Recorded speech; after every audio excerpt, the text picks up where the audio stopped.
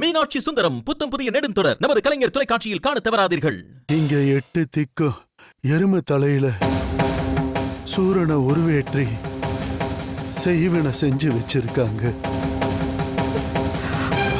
இந்த யுகம் முடிகிற வரைக்கும் அதை யாராலையும் எடுக்க முடியாது. இல்லங்கய்யா, இந்த செய்வனைய ஒருத்தரால எடுக்க முடியும். அப்படியா? நல்லது தாயி. ஆதிசிவன் அருளால உன் வாக்கு பலிக்கட்டும்.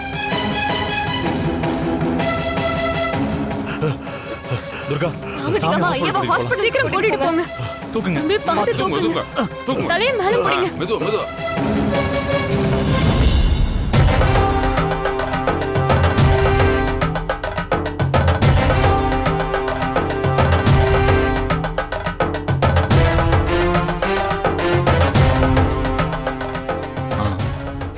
துர்கா, சித்தேஸ்வர் சாமியாலே செய்ய முடியாத ஒரு விஷயத்தை வேற யாரால செய்ய முடியும்? சித்தேஸ்வரர் ஐயா மாதிரி ஒரு தவ புருஷராலேயே இந்த செய்வினையை எடுக்க முடியலையே.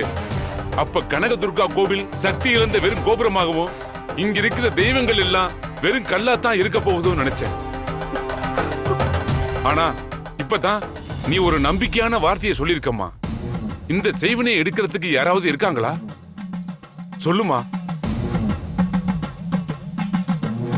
எல்லா கெட்டதுலயும் ஒரு முடிவு கட்ட இந்த பிரபஞ்சம் ஒரு அவதாரத்தை உருவாக்கி வச்சிருக்கும்.